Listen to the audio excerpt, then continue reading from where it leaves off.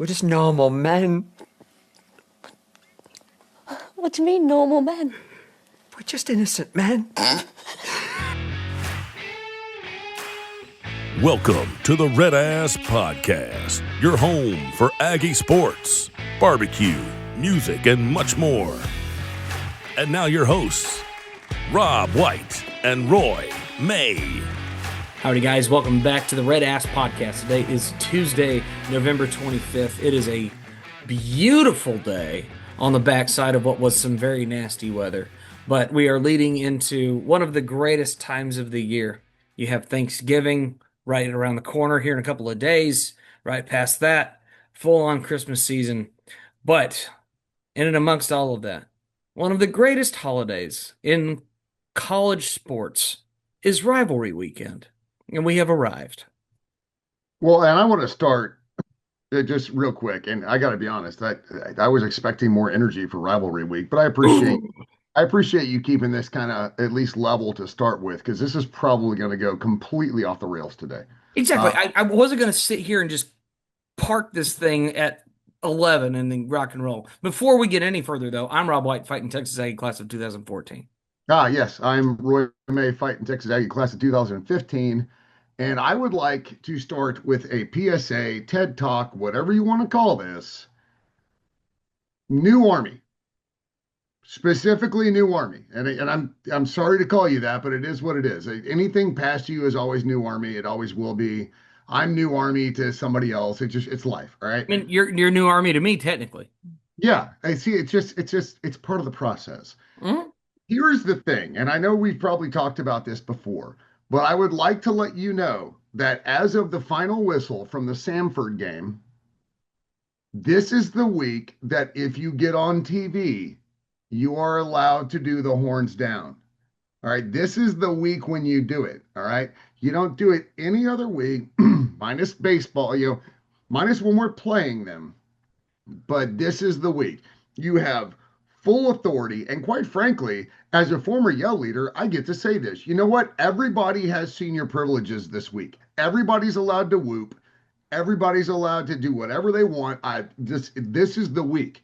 And we went through this last year. It didn't turn out our way. But this is a week that it's horns down. You're whooping. I don't care. Let's effing go, man. This is rivalry week. And I just fired off a post a couple of minutes ago, and goes to Texas football, who's a fantastic follow on X. I know he's a sip, I get it, but he gets it, right? He gets it. He has a brain, and he asked what are the best rivalries in football slash something along the lines of where does this one rank? And I gave my 5 rivalries that I think define college football. And I don't rank them minus Army Navy. Army Navy to me is number one. And I'm biased and I don't care. But the 4 other rivalries, you're going to talk about top 5 best rivalries in college football in no order. The Iron Bowl, Ohio State, Michigan, which they call the game. But I love watching it. It's a great game. Lone Star Shootout, Red River Shootout. Those are literally the 5 best rivalries in college football. And you can take, was it USC Notre Dame, USC Stanford, Florida Tennessee, like you could Alabama Tennessee, like you can take all of that, Alabama Georgia, Florida Georgia. They all play second fiddle to those 5 rivalries. I Look, that might be a hot take or a dumb take, but growing up, that's my take. Yeah. Growing up watching the games that I watched, like that's my take. And us playing Texas, because it's been so removed, because everybody wanted to act like 5-year-olds for a while. Like this, and what I love is that the athletic departments were able to at least get the game back on the schedule outside of football for years. Like Right. we were able to play nice. But this is it, man. And it's one of the I think it's one of the top 5 rivalries in all of college football. I don't think anybody would argue that. Anyway, it- name me 3 rivalries that you think might be in the top 5. Well, if I had to float one that I think kind of goes a little underrated that I've always loved is the Egg Bowl. Absolutely love the Egg Bowl. There's a lot of hatred there, but there's not. See, and that's the thing. And I Well, think the Egg Bowl, yeah, no, like it's hate week, right? right. But I think rivalries also have to have national implications. I mean, that's fair. In that same vein, A&M Texas hadn't been that. Well, I mean, it just hasn't existed, quite frankly. Well, But no, I mean, I know it hadn't existed, but even well, that's going, fair. That's but fair. but, but going back even before, the end of the Big 12 days, those weren't like national title contending games. That's only happened a few times in our history. I mean, if you look at like 1975, that one obviously had massive implications. You had number 5 against number 2. This one's got massive implications. Last year had I don't. some massive I don't. implications. I don't think this one has as massive implications as 75. I don't. No, and that's my Not point. that we I haven't mean, played. Yeah. right. Well, what I mean by that is if you look at this game that we're playing this week, um, we're obviously going to get into all this here in a little bit, so I'm not going to highlight it too much. But there's a lot on the line for both teams in this game this year, as it's true across college football this week, especially in the SEC. You are seeing an incredibly thick rivalry week about to take place between just the various implications that exist. Alabama, if they win, they're into the SEC championship. They lose, they're likely out of the playoff, right? Like that's a very important game against Auburn, right? That's it. Yeah, the Iron Bowl. Well, Right, I will right, say, you know what? Out of right. those five, the Iron Bowl probably has more implications This historically. year. Well, I mean, Uh, well, historically, yeah, sure. yeah. I mean, there's just something weird about, especially in a situation like this where it's Jordan Hare at night. And of course, we're going to get into all that here in a little bit. But, as far as like top level rivalries, I mean, it's hard to argue that these five are not, that you mentioned, are some of the absolute greatest rivalries in college football as a whole. I don't doubt any of that because they Well, do then have, let's say, they do let's have pick the next year. implications. Right. They have their little tier that I personally think that they belong in. I do agree with you. Those five are amazing rivalry games. Um, Well, I think maybe the Egg Bowl gets overlooked because it's the state of Mississippi. And like right. whether you like that statement or not, it's true. Like it's the state of Mississippi. They don't have any pro teams. They have Ole Miss and they have Mississippi State, and that's kind of all Mississippi has. And so I think maybe it gets overlooked, despite the fact that the game is generally very crazy and they hate each other like a whole lot. I saw Oh a yeah. 13 post thread about it, talking about what had happened over the years. Oh yeah. Uh, so let's go in the next tier. So okay, we have the Egg Bowl.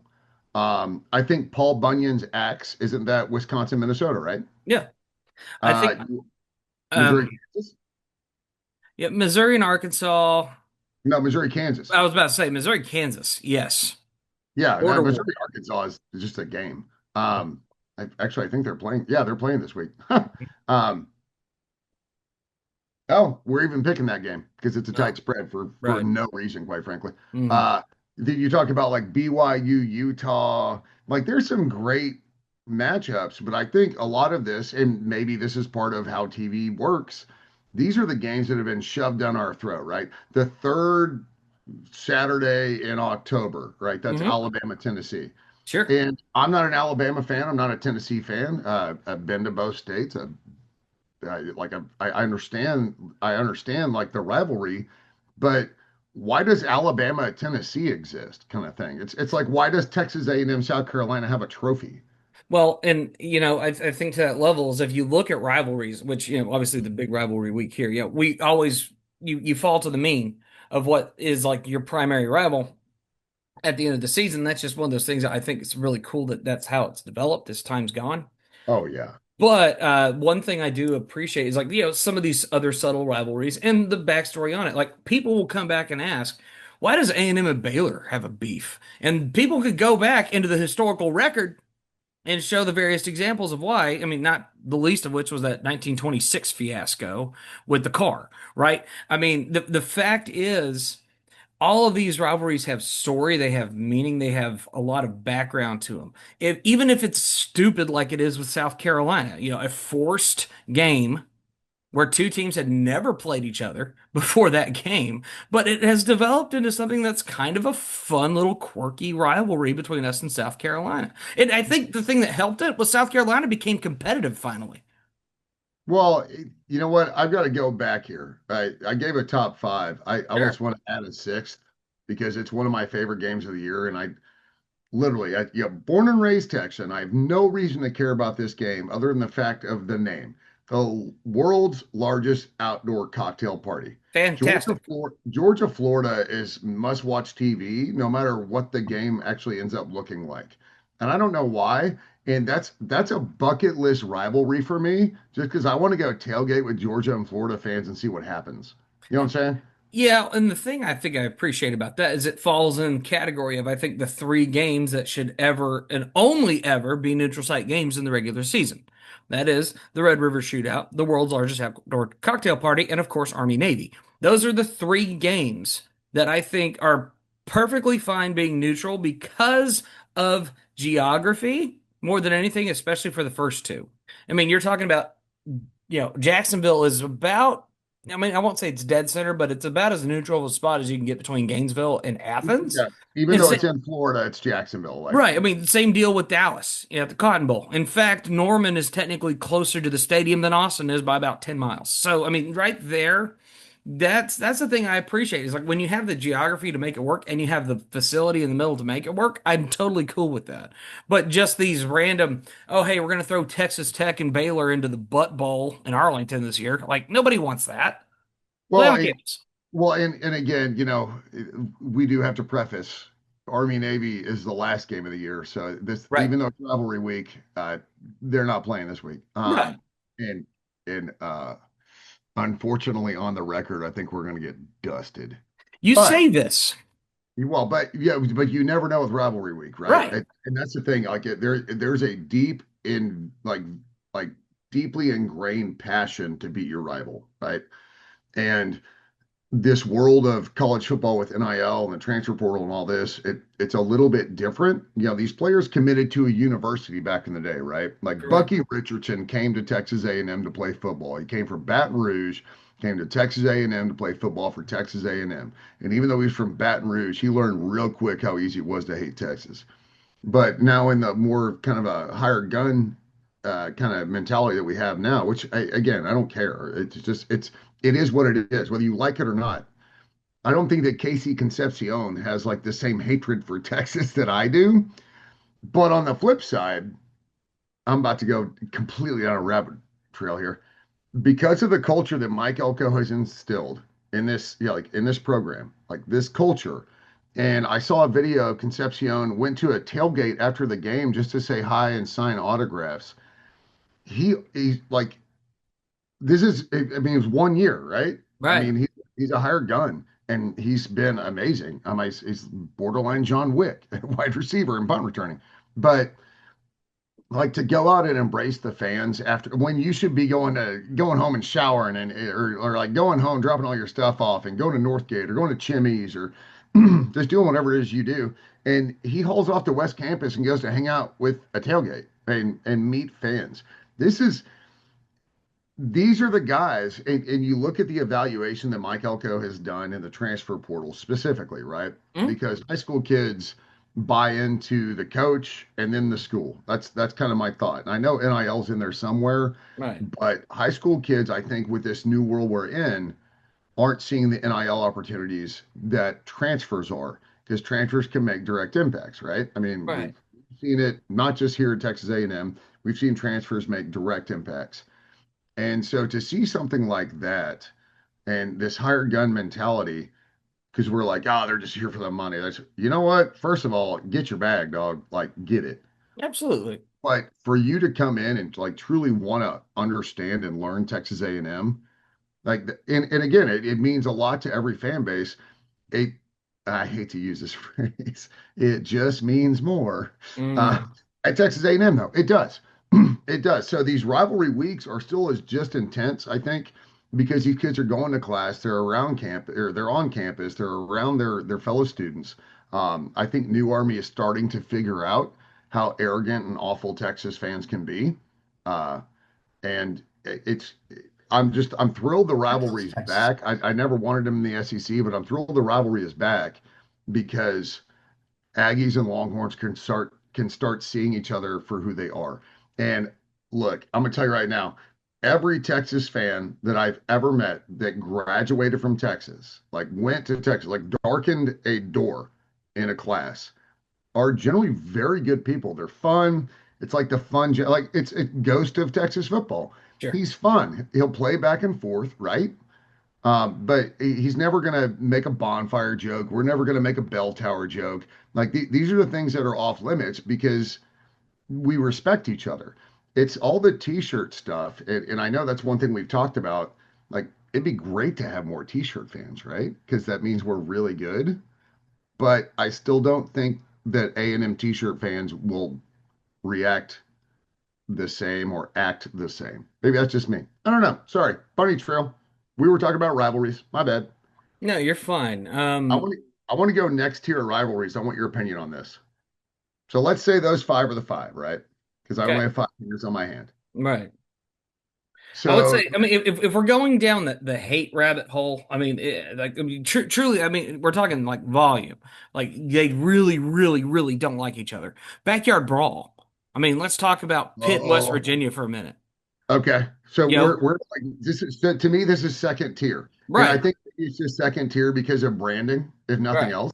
Backyard Brawl and Egg Bowl are absolutely right, there. right. Yeah, Now, and what I say, was it Wisconsin, Minnesota? Paul Bunyan's axe, yeah, no, or was that the that big, one's a classic in the or is that, Midwest. or is that the big brown jug? I can't remember. I, Um, I want to say, Iowa I'm pretty sure. Well, Wisconsin, Minnesota, that one's Paul Bunyan. I'm pretty confident. yeah, Now, obviously you get all the classic, in-state big ones, UA versus the state, whether it's farm well actually yeah, I was just thinking about that. You got Cyhawk between Iowa State and Iowa, or as we like to call it, El Assico. Fantastic rivalry game there. Bedlam was fun, especially when Oklahoma State finally became competitive, Bedlam's a Um, good one. Nice. Bedlam was solid. Looking down the list here, which other ones do we Oh, have? I mean, I got a question for you. all right. What's the biggest rivalry within the state of Florida?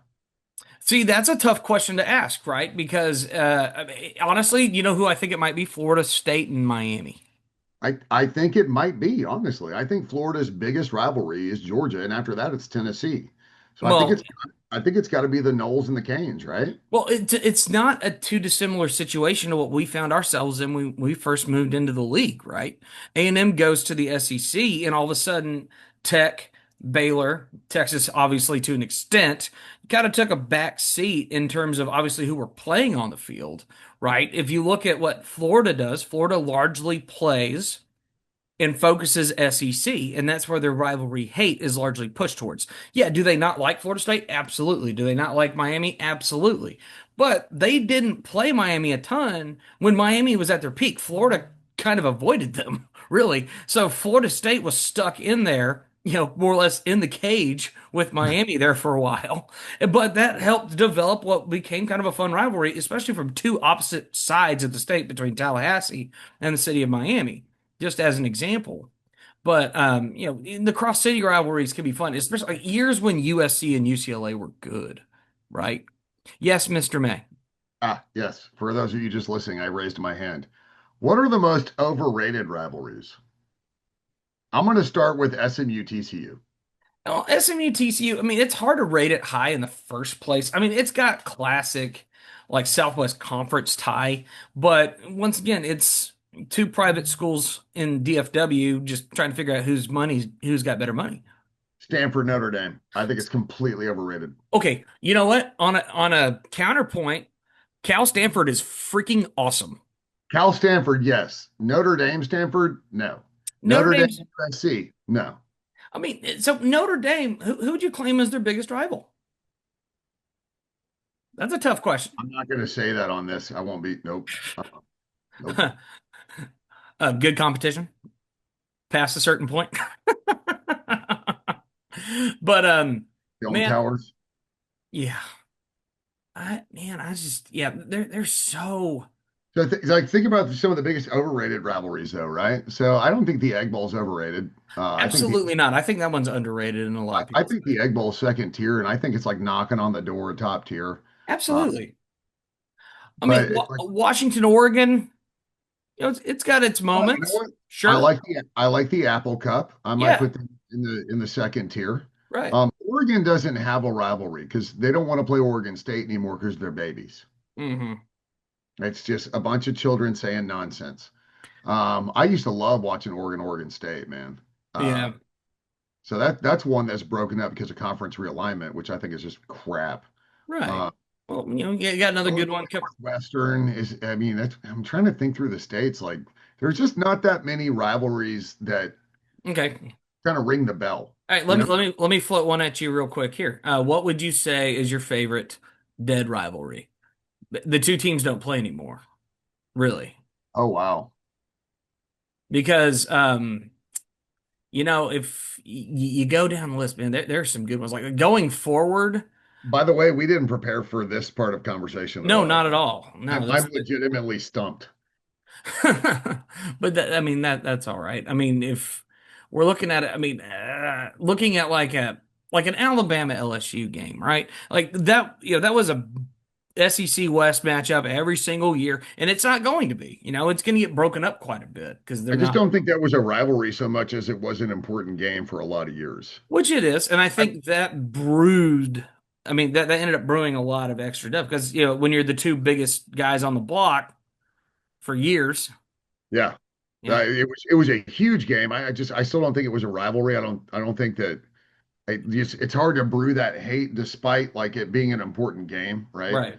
Um, I mean, you'd have to go back decades, if not more. I mean, No, sure.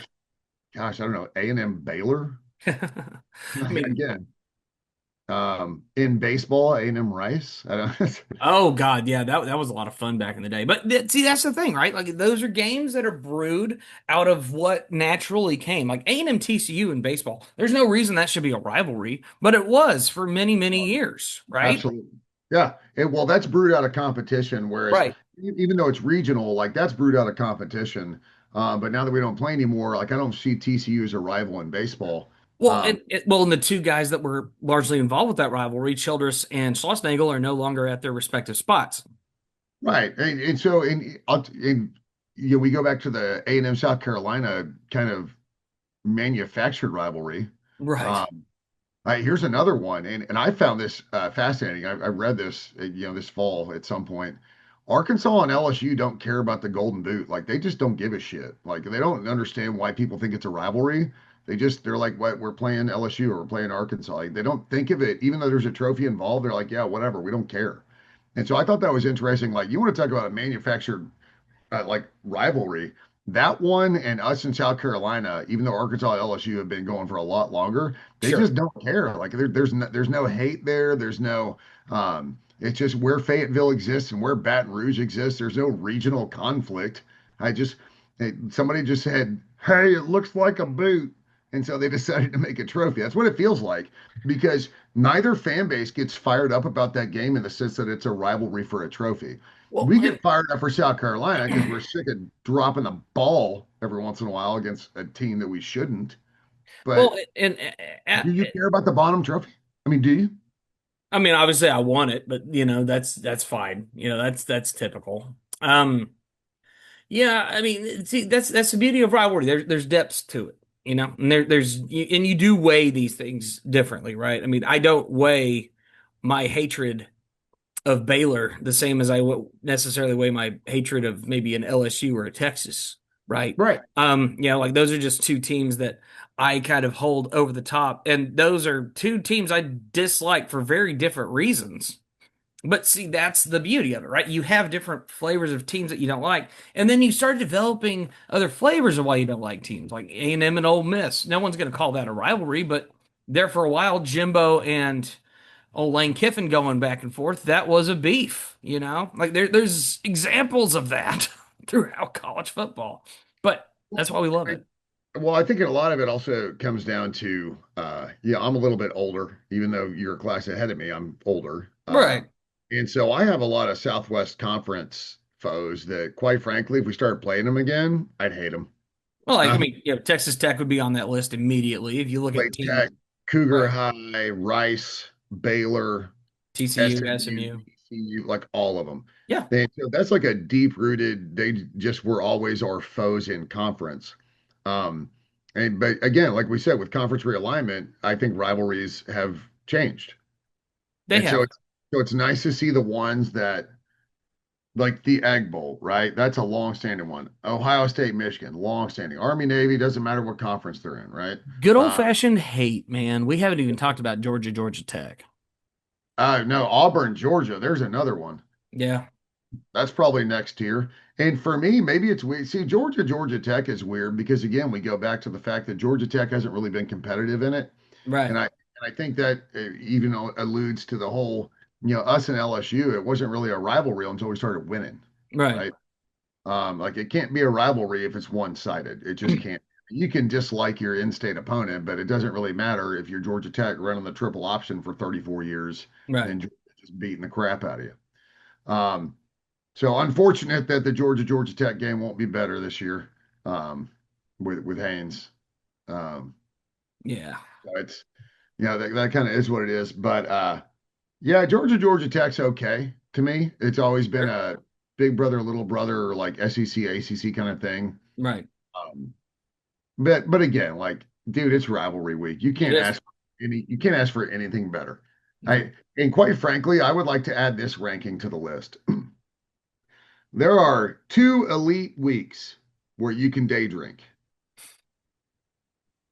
The week of Thanksgiving is Oh yeah. ranked number two, only behind the week between Christmas and New Year's. So if Right. you find yourself cracking a beer at 3 p.m. or 2 p.m., 2 p.m. local time, if you will, and enjoying just the holidays, go off, dude, Right. because you want to talk about rankings. Those are the 2 day drinking weeks. You can't day drink around July 4th. You can't day drink around, well, I mean, there's probably some people that drink around Valentine's Day, but it's for unfortunate reasons. Mm-hmm. But like Memorial Day, Veterans Day, like there's kind of weekends or days, but it's Thanksgiving week, right? It's Right. Thanksgiving week, it's rivalry week. And then you go into the week after Christmas where all you do is for 4 or 5 days look at your credit card statements and cry, right? Right. Um, but like heading into New Year's, planning for the New Year's celebration, blah, blah, blah. So this is an elite week for having a beer during the day. No That's all. question. All right. Oh, and by the way, we beat Sanford and we held them under 100 yards. There's your Sanford recap. Yeah, no, you did everything you needed to do in a game where you had to take care of your own business. You sat the starters starting in the second quarter.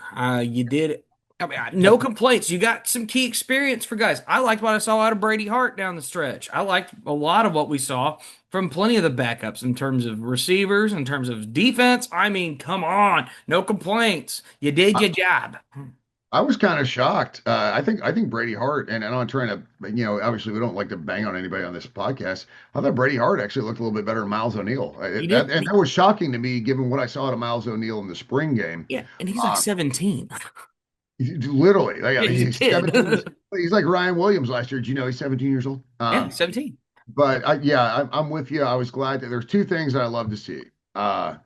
Getting people in the game, Yes. including the all 12th man kickoff team. That was nice. I'm so glad we snuck that down. Yeah. Now, And hold on real quick. I'll let you go. Everybody stay healthy.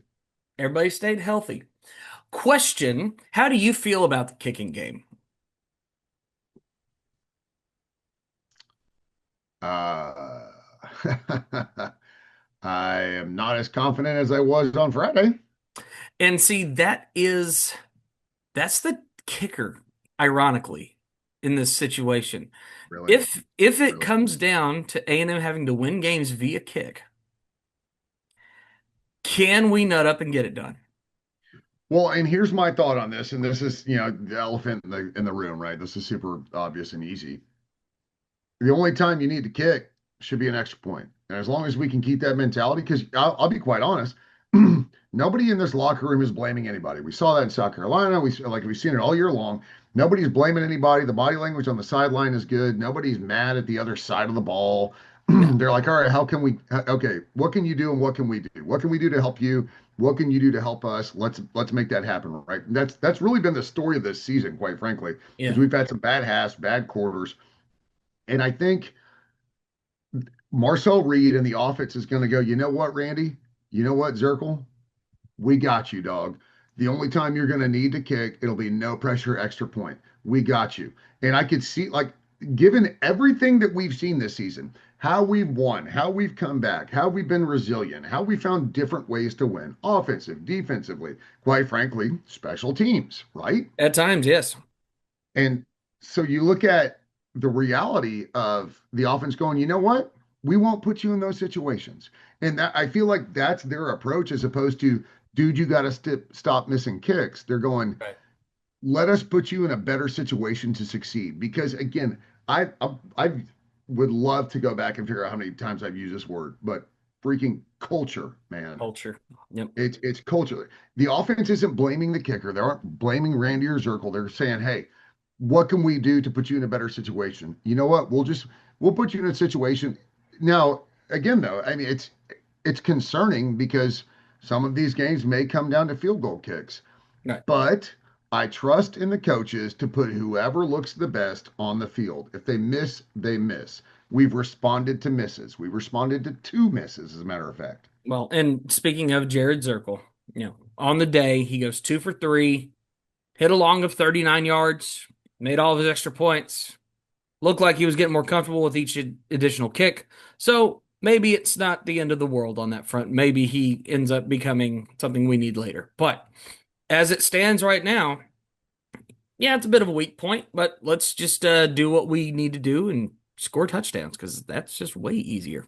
I just feel like it's easy to say that's the weak point, right? And quite frankly, when you look at it, it's glaring because we just saw it, right? Right.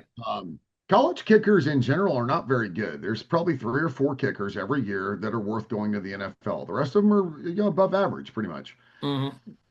So it's easy to nitpick when you're 11-0, right? Always. And not to mention, I mean, saw it South Carolina, just bonking on. It's frustrating because even though kickers and punters are people too, we still expect them to do their job, their assignment, right? Their assignment. If you're a kicker, you put it between the uprights. If you're a punter, you don't punt it to Niblet this week. No, at all. But you punt while you get the ball off. You don't fumble the snap. Like special teams are special in the sense that they're not as frequently used, obviously, right? So it's special because it only happens here and there. But one miscue on a special teams play can completely blow up the game. You can't. So that's where I get the concern for the kicker. But I just, again, I have full faith in Coach Elko to put the right person out there at the right time on the right hash or left hash. How about the correct hash? Whichever hash. Yeah. Pick a hash. It's a concern, but it hasn't lost us a game yet. No, it hasn't. And I don't want to say, it hasn't lost us a game. I'm not going to say yet. It hasn't lost us a game. Well, and it put us in more difficult situations, but we haven't lost a game because of kicking. You know how I know that? We haven't lost a game. That's true. And you're sitting right where you want to be, right? You're 11-0. And we've been talking about it. We've been leading up to it. Here it is. Texas game. Lone Star Showdown. It is time to break it down a little bit. This is the week. We've said it before. We'll say it again. Today is the day. This is the week to do it. Let's go. Man, some of the get-in ticket prices I've seen are pretty insane, which is crazy because even if Texas wins this game, they're not going to the playoffs. So that's where the interesting part of the conversation comes in, right? Because it seems to be that seems to be the logic, right? I mean, Texas and A&M implications on the game. Let's break that down for a quick moment. A&M wins the game, right? From a fundamental standpoint. Let's say if A&M wins the game, you are now in the SEC championship game for the first time, which is awesome. Outside of you losing and then Alabama and Ole Miss both dropping, you're in the championship game, right? That's right where you want to be. Great. You'll play Alabama, potentially Georgia if Alabama can't close the deal. Regardless of what happens in that game, you're a top 4 seed, you're locked in, right? As a 1-loss or a 0-loss SEC championship game appearance team, you're going to be in that position. Everything's great and good. Texas is going to go play in the Pop-Tart Bowl or whatever, right? Yeah, it's going to be fine. Hey, they don't deserve to be in the Pop-Tart Bowl. I need the Mayo Bowl. Alamo Bowl. I need the Mayo Bowl. Just Alamo Bowl. That's a classic form. Let's leave him there. I no, I need the mayo to be dumped on Sark because there's a lot of future memes that I'm gonna need in my life. Fair. Now, all that happens and everything's great and good. Obviously, we're excited because A&M just completes the undefeated regular season, and you're positioned great for the playoff. You turn around, let's say you lose this game. In all likelihood, outside of the SEC title game, thanks to these tiebreakers that exist. Weird It's tiebreaker. it's weird, but Told- it goes back to What would all right? What do we got, Roy? I was told there would be no math. I'm not okay. We're not mathing. We're, No math. we're not going to math these tiebreakers because No, it's I'm not going to math any tiebreakers. I'm just going to say the way it's currently set up, because of how poorly our competition did not live up to their expectation on the season, we're going to get punished for that, and that's okay. That is what it's going to be. What it's going to be if we lose the game. However, A&M in all likelihood falls to maybe 5 or 6. Congratulations, you get a first round playoff game at Kyle Field in December, which would be amazing. And on top of that, if we have analyzed anything over the past several years, I think the playoff was fascinating last time around because all 4 top seeds did not make it out of the quarterfinal round. Why? I think they sat too long. They were resting on their laurels for too long. They were out of sync. They were out of juice. The teams that competed in the first round got a chance to actually get back into the system, feel themselves, get a win, and you're sitting there ready to go against a team that's basically been just chilling out. Yeah, they've been practicing. Yeah, they've been getting prepped, but they don't have that same game experience. They've been sitting on their butt for the last month, right? So at the end of the day, this is the perfect win-win scenario for A&M. But obviously, far more importantly than that, you still want to win the game. well, I understand the everybody that got to buy a loss thing. I think the seeding last year was kind of crappy. Sure. But going back to like worst case scenario, you get to host a playoff game at Kyle against what will probably be the group of 5 team. Like, Not a bad spot to be in, man. I mean, but I'll say this like full bore. I want it all. Same. I want to beat Texas. I want to win the SEC championship. I want that trophy in Bright. Yeah. And I'm fine with that bye week. I really am because I trust Elko and his staff to properly prepare them mentally and physically and get them prepared for a game. Um, and I, again, there's a ton of different scenarios, but I think to me it's man that like don't waste this year. You know, the last time we went 12-0. Oh yeah, 92, and we lost Yeah, in the it's a lost in the Cotton Bowl to Notre Dame. yeah, you know what we did in that season finale though? We beat Texas in Austin 34-13. That's something I was looking at that I found very fascinating because if you look at some of the results that took place that season, they're not too far off from what happened this year.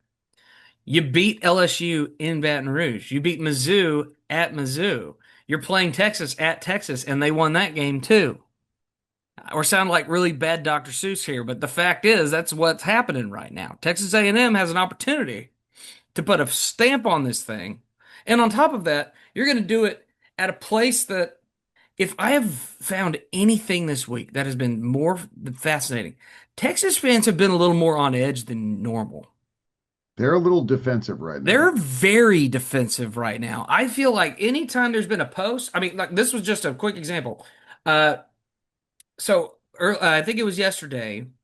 Ghost makes a post about, what is your favorite moment from the A&M Texas rivalry? And we could go down the rabbit hole for many, many different reasons on both sides. I mean, you can go down the bonfire rabbit hole because obviously that's huge for Aggies. That was huge for a lot of, that's number one, I think, all time. And I think Texas fans will probably actually agree with that. The ones that actually know their history, yeah, they'll agree with that. I completely hold on to that thought process. As a personal, being in the stands, like the most critical thing that happened for me, because that was the reason I ended up coming to school here. I get invited down in 2009 by my cousin Melissa. She said, "Hey, you should come out to the A&M Texas game." Is that the Cyrus Gray game? No, that was 2010. Okay. That was my senior year. I mean, that was my freshman year of college. We're talking senior year of high school. I get invited Oh, down. I was still back and forth between wanting to go to Oklahoma and A&M. I was right there on the edge. I'd already gotten my acceptance to Oklahoma. I was still waiting on A&M to come in. But I get invited to the game by my cousin. And we go to Midnight Yell, which at that point was 8 o'clock because it was right before Thanksgiving, so they moved it up. That was my first experience of kind of getting the flavor of what A&M was all about. The next day, I go sit underneath the overhang of the third deck on second deck, like second to last row. I'm like all the way up underneath this actually overhang, not, looking down. actually not the worst seats for that game back in the day because it always had crappy weather. Well, and it was a little cool out, right? It was a little chilly, but otherwise it was okay. Third play from scrimmage, Gerard Johnson on 3rd and 9 just slings one to Jeff Fuller. Absolute dime piece of a pass. He runs it in for a touchdown, and everybody around me completely lost their minds. And I mean, I'm getting high fives. I got dudes in pots that are just sitting there bumping me and high fiving. And that game was so great and competitive and a wonderful fight. We lose 49-39. And it was at that moment I thought to myself, they didn't win, but damn it, those are some fighting Texas Aggies. And I was sold by a loss. So I post about that. And like half of the comments underneath it are Longhorns being like, it's a loss, get bent, Aggie. And I'm like,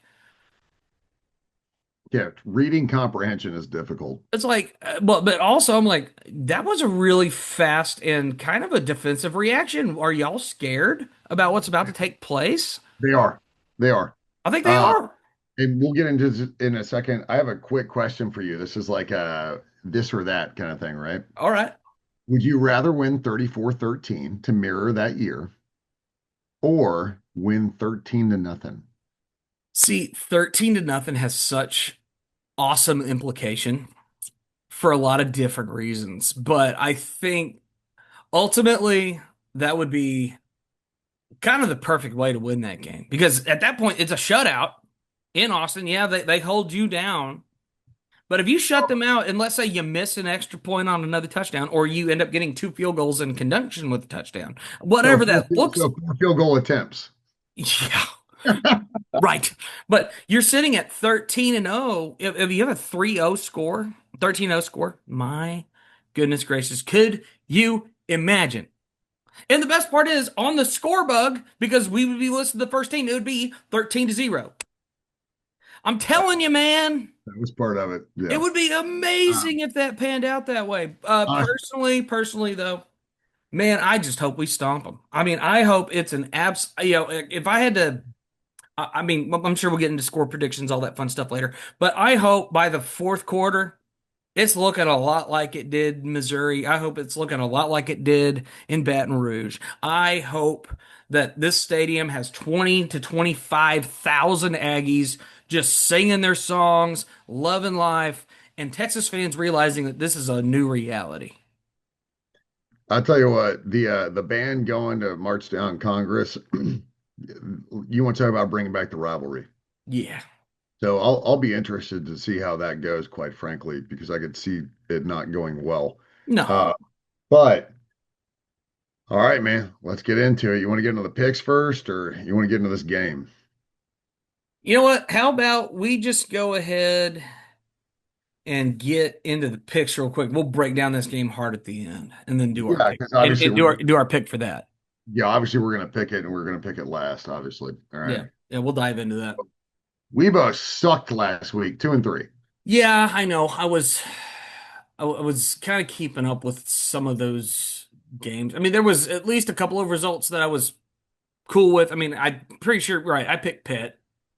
Yeah, you got Pitt. I took Georgia Tech, but Right. you took Tennessee, and I took BYU. Right.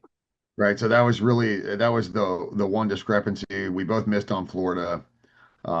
We both were right on SMU. We both missed on Mizzou. So we Yeah. both went 2-3, which puts you at 36-31, and I'm at 37-30. So Very close. Very just a close. touch above mid, basically. Just a touch above mid, but a positive record over the course of the Yeah, season. And for a couple of guys that really don't know as much as we like to think we do, that's not bad. That's I don't better. know. Yeah, I don't know shit. Yeah, So no. all right, so it's obviously rivalry week. All of these will be rivals. One of them actually is a rivalry, even though those listening may not believe it. All right. In fact, two of them. I pick the tighter lines. I don't pick rivalries out of emotion. Like we're not going to pick the Iron Bowl. Like Alabama's, I think 6.5 or 7.5 on the road. Like we're not picking that game. Man, Uh, if I did, you know who I would pick? Alabama. Yeah. No, I would pick Alabama. You can take Auburn all day. Well, We're not.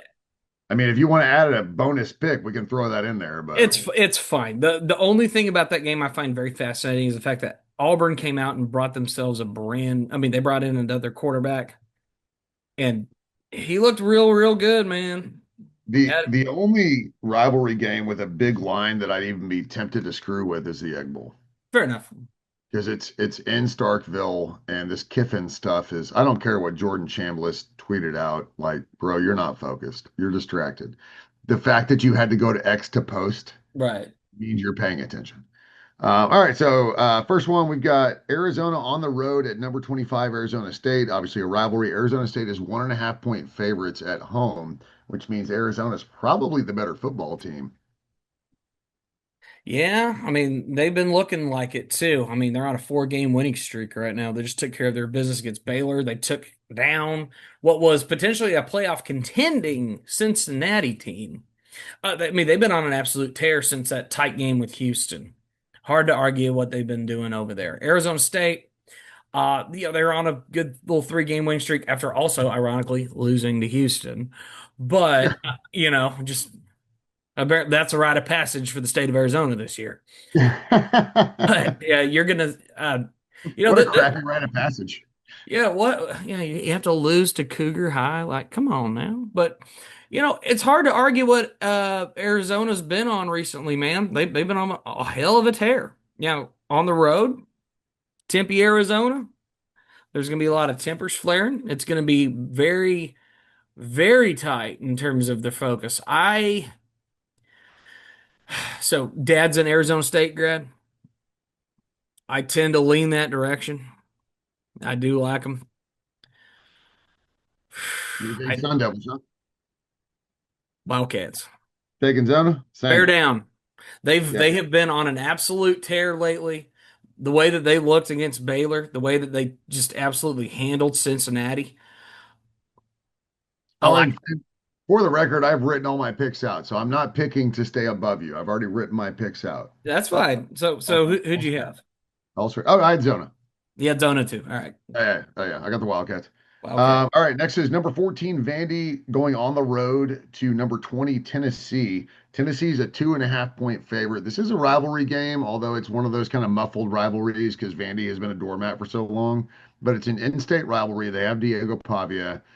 Tennessee has an outside shot at the playoffs. Like it's way outside, but it's actually like if I were to do this on a baseball field, Tennessee's standing on the warning track. Texas is in the bleachers behind the wall. Tennessee's Fair. got a shot. There's a lot for Tennessee to play for. Vandy has got to win. Yeah, well, the trouble with Tennessee is what your 3 losses have all been to ranked opponents, right? I mean, you lost to Georgia, you lose to Alabama, you lose to Oklahoma. Those are Uh, quote unquote quality losses. Quality losses, sure, absolutely. Now, you did turn around and you take care of your business against Florida. Looked dang good against Florida. Yes, Mr. May. Here's a question, since we're talking about rankings and ranked losses.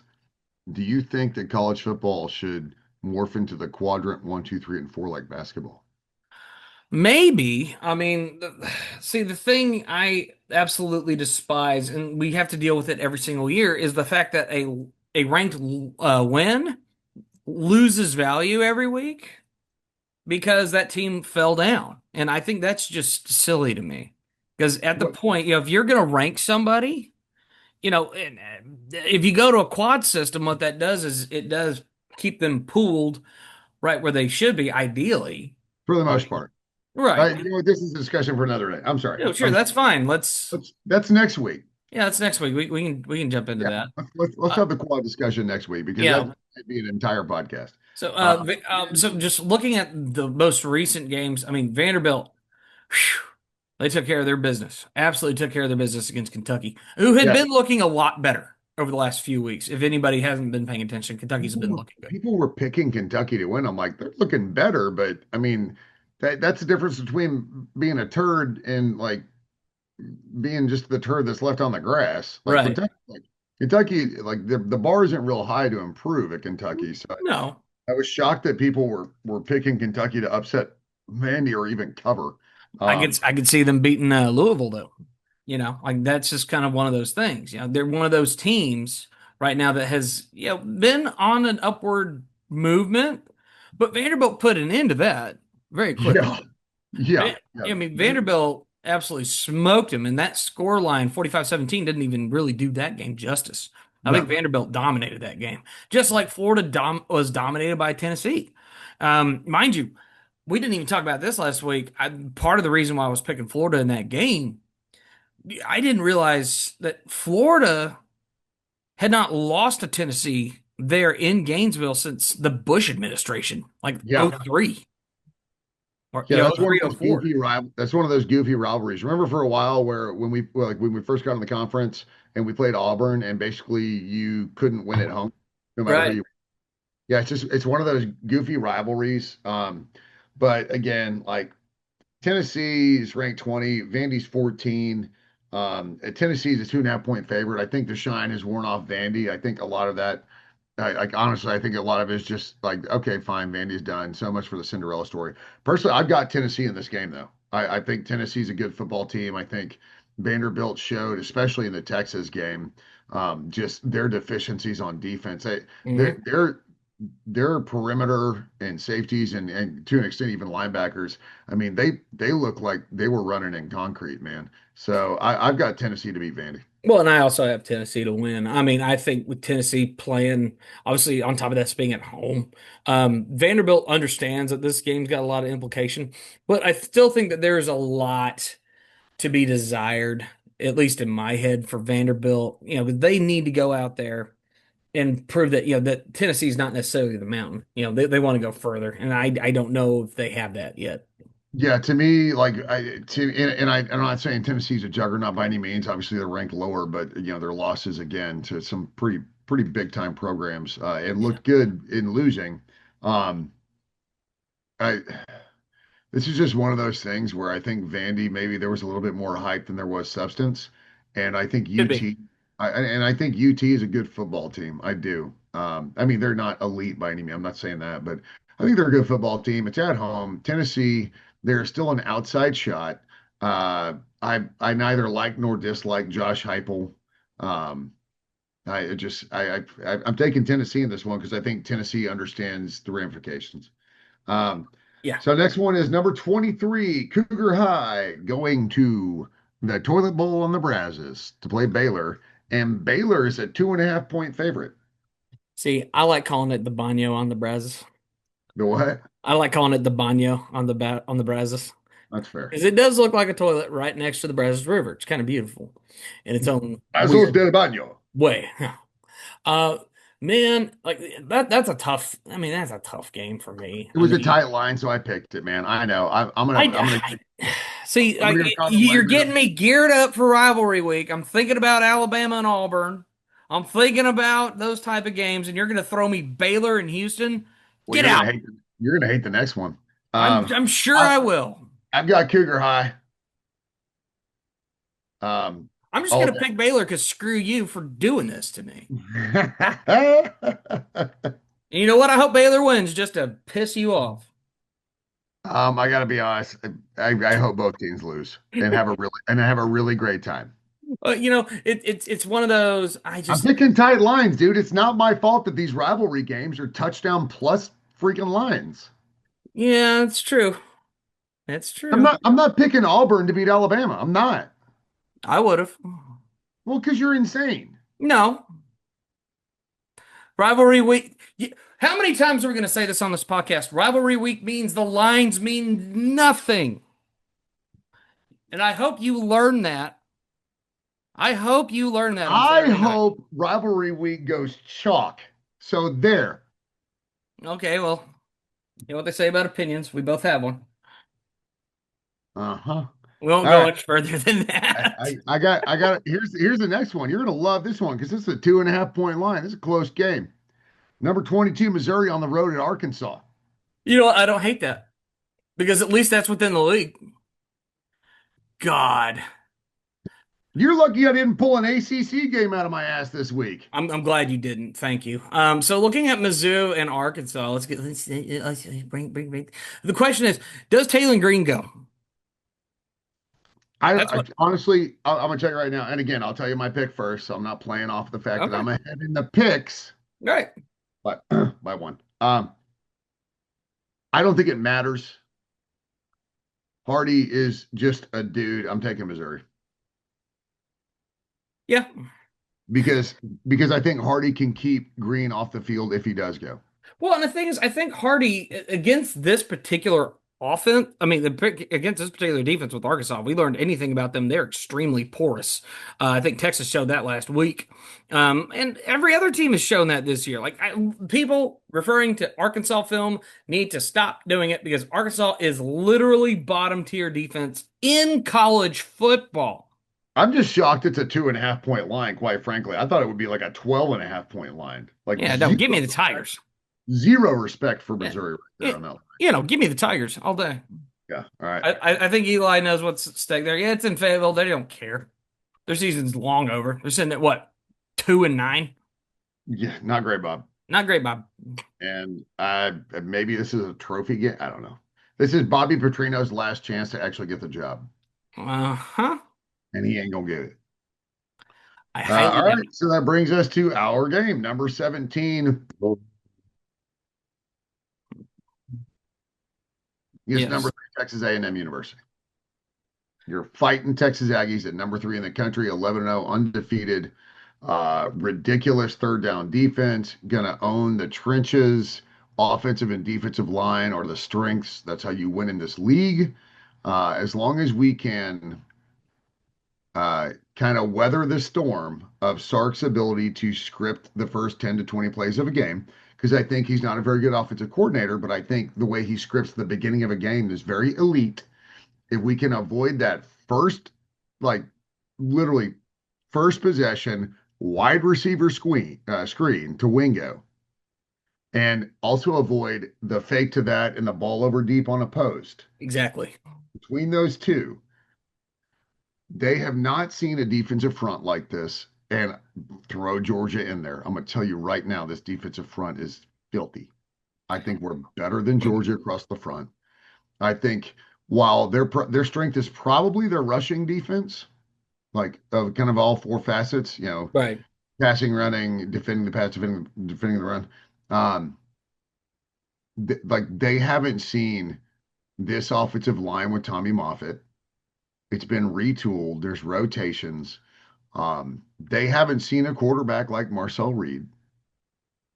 And while Arch, I get it, he's put up stats. He's looked better. Yes. He's not throwing dirt darts every third pass. Um, I feel like he's able to throw better passes because he hasn't been rushed. He hasn't been pressured. He hasn't had to move. And I get that he can run, but I'm going to tell you right now, the pressure he's going to face in this game is going to be something that I don't think he's ever seen. Well, and I think what this game is largely going to come down to, can you break that script defensively? Namely, my thought process being, can you create havoc in the backfield against that O line, create pressures, forced balls into tight slots, throw balls further off and away, whatever it needs to happen as far as getting Arch Manning uncomfortable.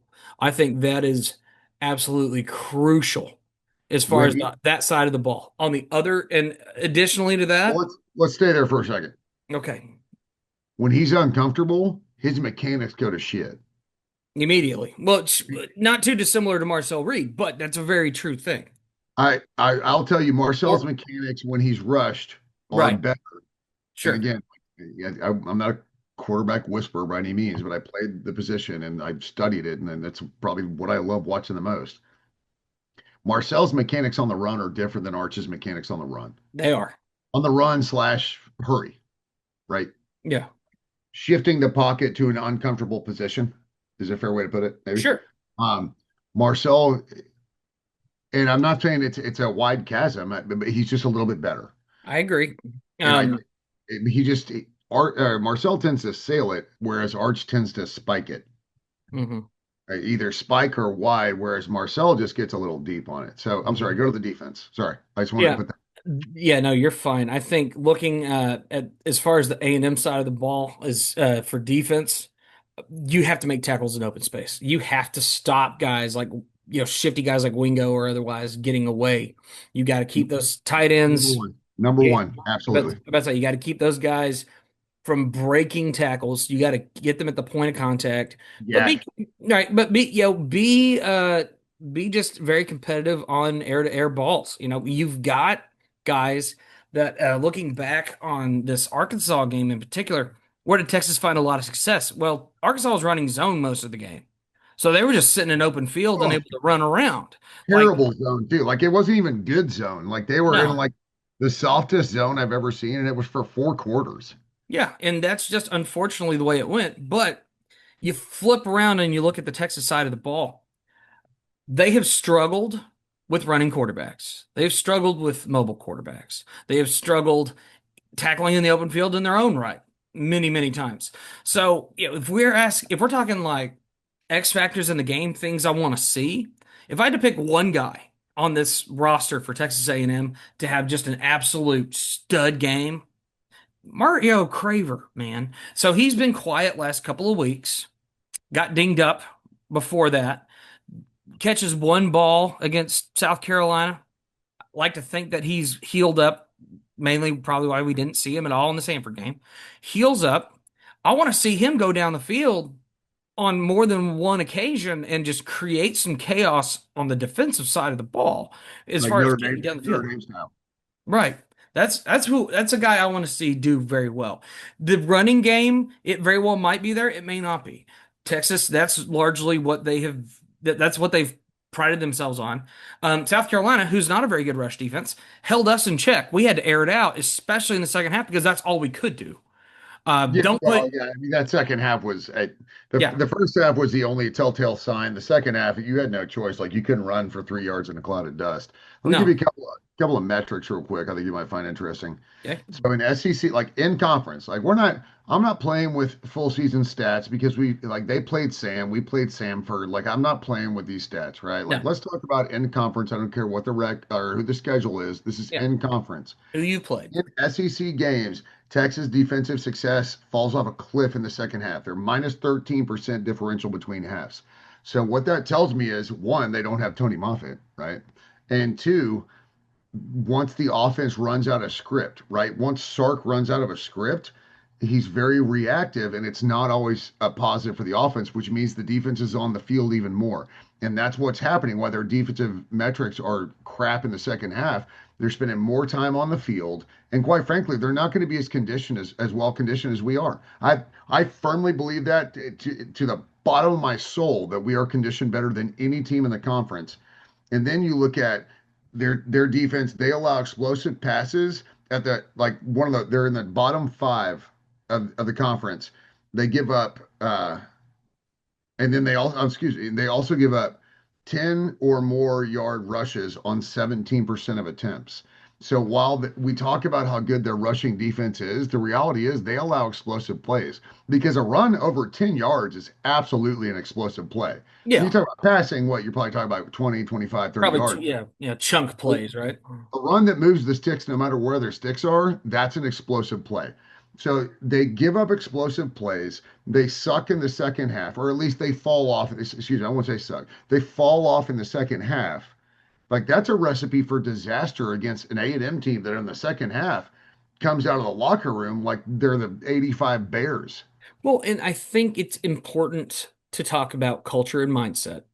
If we look at Mike Elko football team at this stage of the season, what they have been through, the type of games they've had to play, the type of efforts that they've had to put in the second half of games.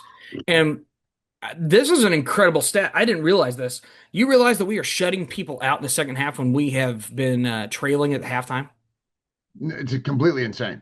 I mean, minus of course the garbage time touchdown that LSU had. You go out there and you dominate in the second half against LSU. You absolutely dominate in the second half against South Carolina. I think the thing that is going to be so Missouri. crucial, yeah, Missouri too. I mean, you dominate in the second half of that game too, even though you were up. Like we're talking like second half adjustments are huge. Now, I understand. I was just listening to a podcast. It was actually very fascinating that Elko was on. Um, Oh, Trey Wingo. yes, Oh, fantastic. no.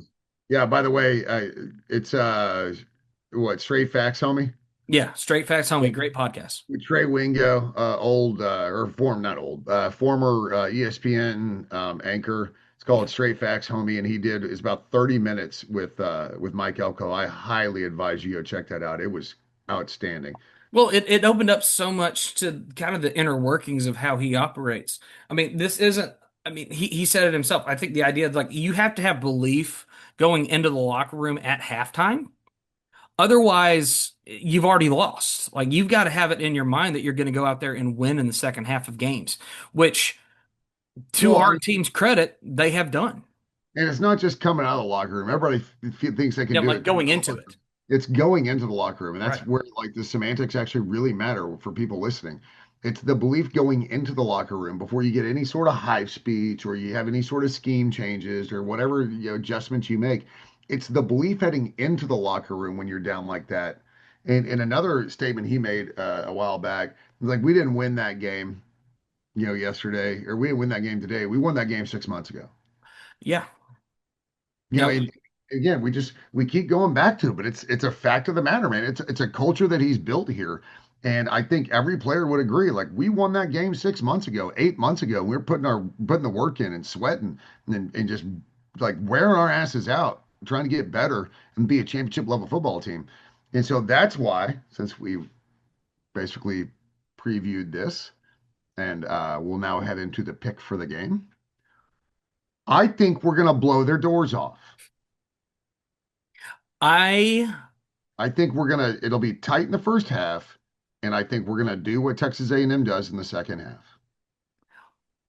I'm going to give you my prediction plus score prediction. I think what's going to happen is Texas A&M will be in a competitive game through about the first 2.5 quarters of this game. I think A&M will be up maybe like a 20-17 or something along those lines, or 24-17, sitting at the point where they're heading into the fourth. I think A&M locks it down, does what they need to do in the fourth quarter, and by the time it's all said and done, A&M wins this game 34-17. So That's my prediction. for me, it's heading into the half, we're either up or down by a point or two, like nothing crazy, right? And I think we come out in the second half and put together just a demoralizing offensive attack. Again, this goes back to culture. If you're going to pick in the third and fourth quarter, let's just call it the fourth quarter. Let's say we're 24-17 heading to the fourth quarter, right? Fourth quarter, and we have the ball. Are you going to take Elko's culture or are you going to take Sarkisian's culture? Based on what we've seen this year, it's hard I to argue. mean, based off what you've seen, period. Yeah. I'm talking about just the kind of coach they are, period, and what they've shown over their careers. Yeah. I will absolutely take A&M to Right. just wear the Sips Right. out. I've got this a two-score game. I think I think So long as we do everything else right, namely, don't have turnovers. don't punt Don't, the net. I guess that easy. yeah, I mean, don't have turnovers. Don't allow big special team plays, and for the love of all that is holy, do everything in your power not to get penalized and put yourself in a position. Yeah, I mean, there's going to be penalties. There's going to Of be questions. course. We already know that. But the reality is between turnover and special teams, right? Those are the two things that can change the tide in a game, not just because if they change the tide within like kind of the complex, like, kind of the football game. But man, don't let that crowd get into it. No. In fact, you want that crowd wine and cheese in the second half. You Yep. want that you want Miserable. them already getting to the point where okay, where it's like this is a culture game. This is a potentially long-standing changing game if you win it. If you go out there and you can prove that your system works and things work out at Texas A&M because of great mindset and great culture and great execution, That's going to go a long way, not just for your fans. That's going to go great with your recruiters, and that's going to go, I mean, well, for your recruits. And above that, the national perception likely changes Well, about what Texas A&M football is forever. I mean, people have already been talking about it. This would be the stamp. I mean, it also goes well for the recruiters. Oh, no, absolutely goes great for the recruiters. I Well, mean, you have substance to bring to the conversation, like not just right, what we're building, like look what we've built. right. And also this will end up killing at least some arguments about people like, "Oh, who's A&M played?" Well, that's another ranked win on the road at the end of the season. Like you're 12-0. What more do you want from us? Literally could not have done anything better. Are you not entertained? Yeah, outside, I guess, style points. But you know what? In the playoffs, style points don't matter like they used to. Style points don't mean jack dilly squat. The only thing that matters at the end of the day is who has the more points on the scoreboard than the other team. Style points matter for individual trophies. That's Right. it. And we've got plenty of guys that are competing for those, and I'm thrilled for them. Of course. Whether it's Heisman or otherwise. I'm excited that there's guys in the conversation. But at the end of the day, this is Texas A&M football. What do we want? We want to win. We want to Yeah. win at the high level. We want to be in the conversation this time of year, which we are. You've done everything that we've asked you to do. We're asking you to do one more and then do another one after that and do another one after that. This is just another rung on the ladder for you to get to your end goals. Yeah, I mean, we're 3/4 of the way through our season. If you look at it like from an appropriate, like we're going to win a championship Right. kind of mindset. So it's again, and I think that's why we may not see Moss this week. Yeah. Like this game isn't as important as what's in front of us. So, but I'm excited, man. I love Thanksgiving. I love this week. I love cooking. Obviously, I got the turkey and the brine this morning, so I'm gonna get a good 48-hour brine on that sucker, that little mother clucker. Right. And yeah, excited to have friends over. Sean and Ronnie coming over. Obviously, the kiddos coming over. Like, I love Thanksgiving. Yeah. Just getting into that time of year, man. And as soon as Friday hits, I'll be pulling all the decorations out of the attic. No, yeah. No, and especially and that's another important thing. I don't Christmas before Black Nope. Friday. I do not. I I will don't not. Thanksgiving before Halloween. I don't Christmas before Thanksgiving. Yep. They're Give them. we're living in a society. We are living in a society. Okay. So we have a handful of questions we need to get to. This was going to be a long podcast. It already is. It's totally fine because y'all are still here and we appreciate it. Let's go. Okay. So James Davis fires in. He had a couple of questions for us. What are you most thankful for from this season so far? Coach Elko. Tommy Moffitt. Nice. I was going to say Very Coach. thankful for him. Yeah, I was going to say Coach Elko putting together the staff and the team that he has, and Moffitt's got to be at the top of that list, man. Yeah, I mean, and I think that all ties in. I think it's been a very special season. I think everybody around here can attest to that. I mean, last time A&M went undefeated at Kyle, it's been a while. If Elko's Santa like is important to like the commercial world of Christmas, Head elf. then Tommy Moffitt is like Elf on the Shelf, dog. He's everywhere. And you know what I thought was really good? The preview, the video that got uploaded onto Instagram, where Tommy Moffitt's going around talking to all the guys, respect the helmet, play Ooh. like a fighting Texas Aggie today. The fact that he said fighting Texas Aggie, He gets it. extend him forever. He gets it. Yes. Yes. In perpetuity, if you In will. perpetuity, he gets it. All right. Now, what is your favorite Thanksgiving side dish, and what dish needs to go? Okay. Well, look, cranberry sauce can go, man. I'm sorry. Immediately gone. Like, and I know that's not well, it's a side dish. Like I grew up eating it out of the can, right? Still has like the ribs from the can. I have made some of probably the world's top cranberry sauce recipes and followed them to a T. Mhm. I just can't get behind it. So that's got to go, dog. Um, Best side, for me, it's green rice. So green rice is a family recipe. Everybody's kind of got this recipe. It's just, I'm sure ours is just tweaked a little different, but it's kind of a broccoli cheese rice thing. Yeah. Green rice, can't keep that in the house, man. Like that's the one like side dish that I don't have to worry about needing Tupperware for because it gets destroyed. Mhm. All right. Dr. Chad E. Hold Nelson. on, no, what's your Ah, question for you too? okay. Well, if I had, like I said, cranberry We sauce is fired out. cranberry Okay, sauce into the sun. Yeah, yeah, we yeah, already yeah, did that. yeah. Cranberry sauce is out. Man, I love mac and cheese. Just give me mac and cheese. I'm all about it. You talking about just like simple mac and cheese? You talking about like the baked with the breadcrumbs, like homemade style? Yeah. Okay. I Throw mean, that in there. I'll eat crappy mac and cheese too. I said I'll eat mac and cheese because I just like mac and cheese. Yeah, I I'm a mean, chuck it's kind of the perfect side dish for me. Big fan. for Uh, everything. everything. Hell, put it with a steak all day long. You know Ooh, what you know what mac and cheese pairs the best with? Like 100%, this is the best pairing for mac and cheese as a side, is mac and cheese as a main dish. boom. I don't disagree with that thought process. I'm all about it. Okay. Dr. Chatty Nelson fired in. He said, Nerd, nerd, nerd, nerd. nerd. Uh, am I crazy or do we win by double digits? Feels like we win every position group. Secondary could be a push. You're not crazy. There's a reason that you're a doctor. It's because you're not crazy. I firmly believe that this is a double digit, if not two score game. Maybe not just 10 points, maybe 14. And It's it one. very well, yeah. I mean, I'm not too off from that thought process either. I mean, you've shown it throughout the season. I know there's a lot of talk, a lot of hype about the game. Everybody's looking at what's happening with Arch. We broke down the game. I'm with you. I think there's a good probability we could win this game, and Well, I and I wouldn't be shocked if it was by a couple of scores. well, and I think Chad's right. Outside of the secondary, I think we're better at every position group. Well, you know what? The other push I would give is punt returner. I Yeah, did Niblet and Concepcion both solid. Concepcion, Bussy.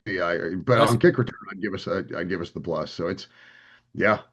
I cannot wait to see the orange bloods crap when it comes to like who has the edge. Cannot wait. ooh, ooh. All right. So, Getting a lot of raspberries today. yeah, Jive Coach G, Nice. holiday music. What are your top songs? And Rob, when is Carson gonna drop a Thanksgiving album? All right. No, Well, I'm gonna let you answer that first. you're not gonna get a Thanksgiving album. You might get. We're gonna do a cowboy Christmas thing that's gonna be kind Nice. of alluding to rodeo stuff in July that we'll put around in July, and that might be kind of a fun little tie-in. But Like that's about Christmas as in July. yeah. But I mean that's about as far as that's gonna go. But That's we'll fair. we'll do that one later. I mean, Um, ask Mariah Carey. I don't think Thanksgiving albums are the deal. no, For me, my go-to is like generally the very first thing I put on every Friday morning as soon as I wake up to wake everybody in the house up. The Friday after Thanksgiving is Bing Crosby White Christmas. classic, It's an absolute go-to. I have no classic. choice. Other favorites are obviously Buble. There are some I'm really big into like the more classic Christmas stuff, like the 40s, 50s, and 60s kind of Yeah. stuff. Obviously love Mariah. She's thawing as we speak. Um, Oh, she's right there on the edge, man. She's about to break. yeah, and while Buble is new, obviously his style is more kind of 40s, 50s. So I It, love that.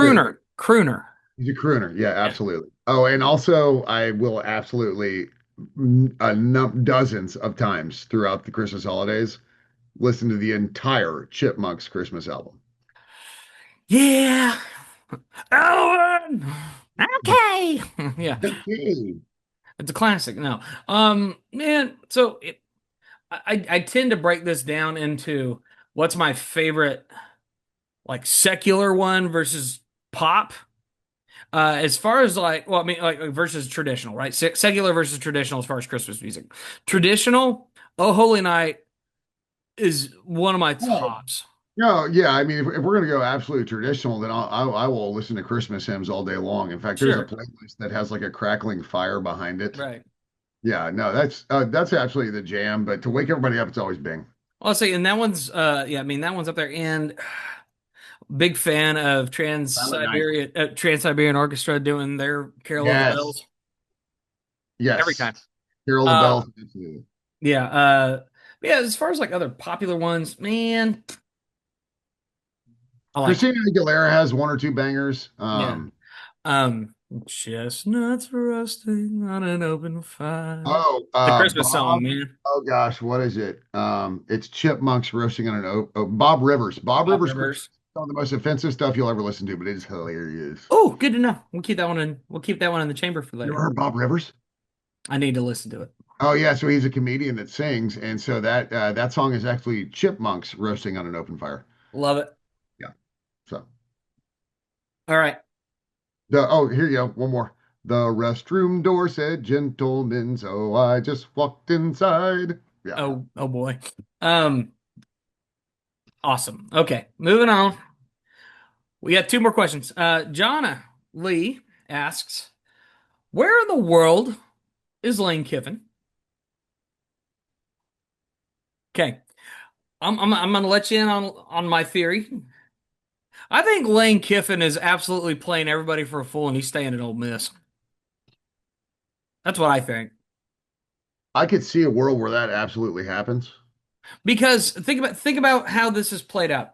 You have led LSU along, and you've led Florida along, and so much to the point that you have seen numbers pop up into the real world. He And hasn't all led he them. has and all He he has hasn't, to do is turn around and be like, "Nah, I'm staying home." And that completely ruins LSU's push, that completely ruins Florida's push, and that potentially hurts your recruiting rivals. Why wouldn't you just stay at Ole Miss in this situation? he hasn't led them along. He's completely played them. I think so. Played them like a fiddle, man. I think I so. think I think oddly enough, because remember that was back to back. Family was in Gainesville, family was in Baton Rouge. Uh Bro, you know what? I think he stays at Old Miss. He's got a great situation there. Like he's cleaned himself up. His family seems to be happy.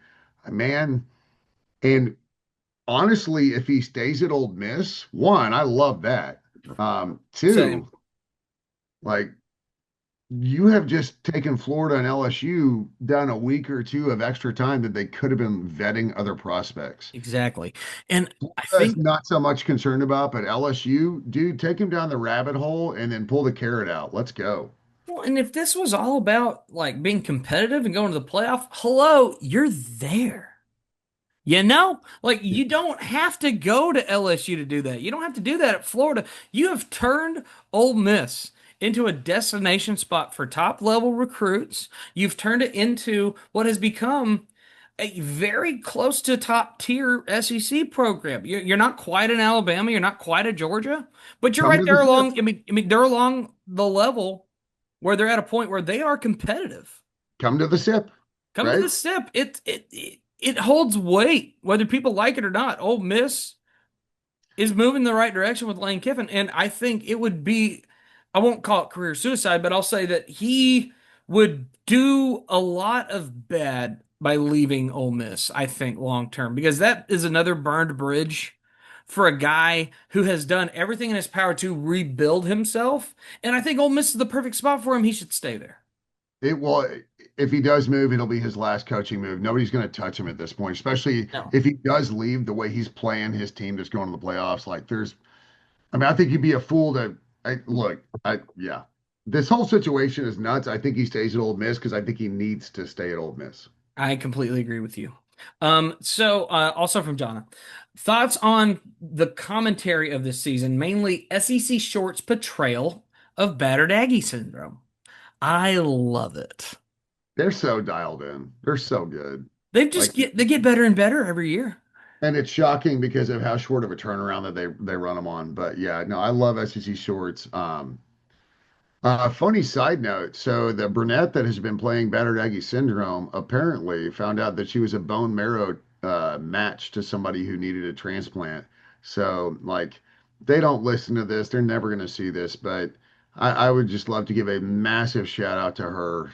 Like Yeah. a bone marrow transplant. I've never done it, but from what I've heard, it is not an enjoyable time. Very painful. So massive, massive kudos to her and tip of the cap and all of the praises and prayers over her for doing that, for being able to donate to somebody that needed a bone marrow transplant. So, but yeah, Amazing. it's been great. It's been great to watch them basically like shove BAS in a closet, pretty much in a locker.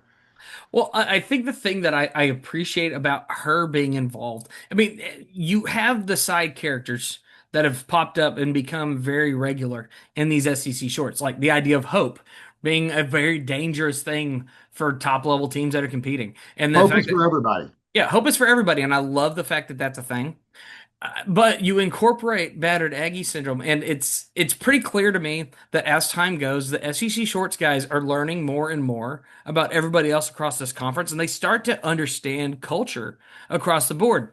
They have the fun. I mean, just within A&M as a focus, you've had a yell leader portrayal on there, which has made multiple recurring appearances. Totally fine with it. He's kind of goofy, but then again, Pretty good. we love our yell leaders. They're a little goofy sometimes. Love you, but And we're that's working on that.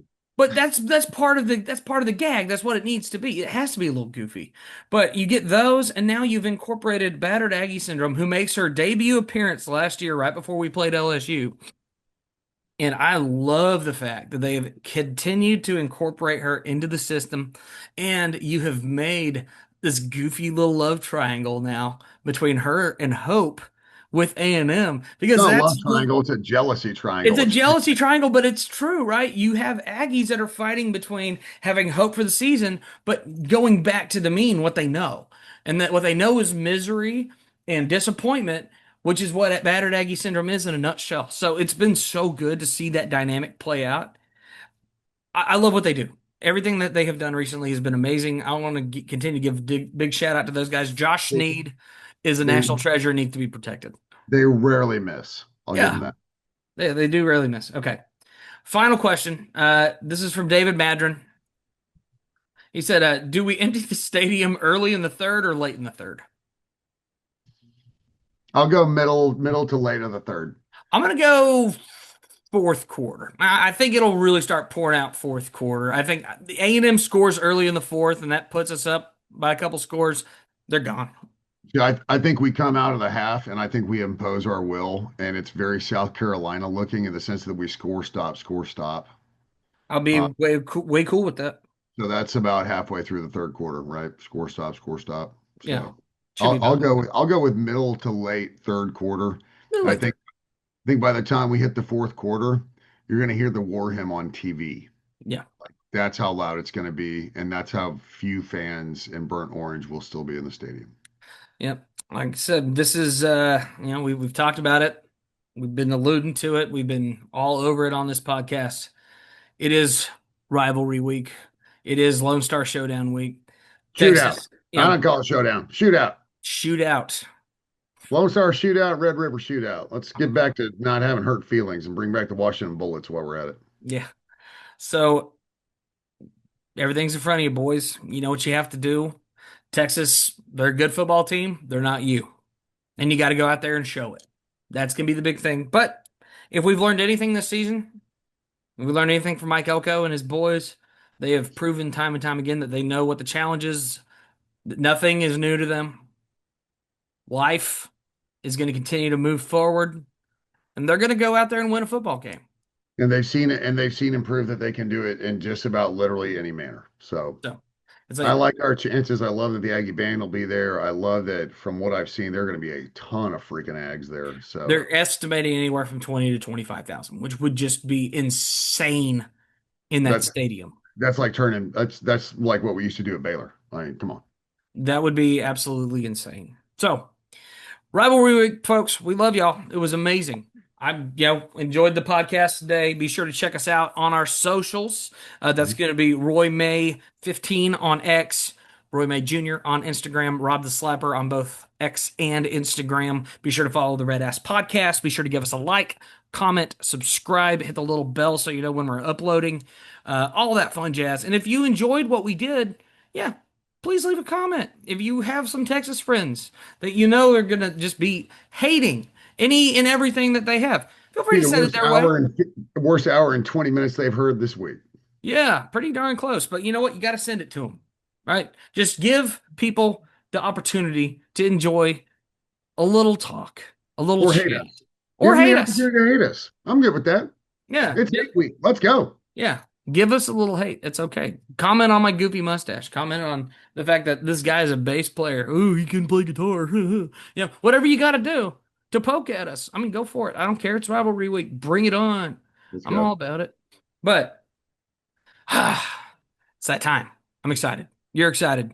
It's We're time. ready I to go. want to wish everybody a very happy Thanksgiving. And I Yes. understand that this, busy travel weekend. So please be safe traveling. Enjoy your Thanksgiving. Enjoy your time with your family. Be thankful that you get to spend some time with family and or friends.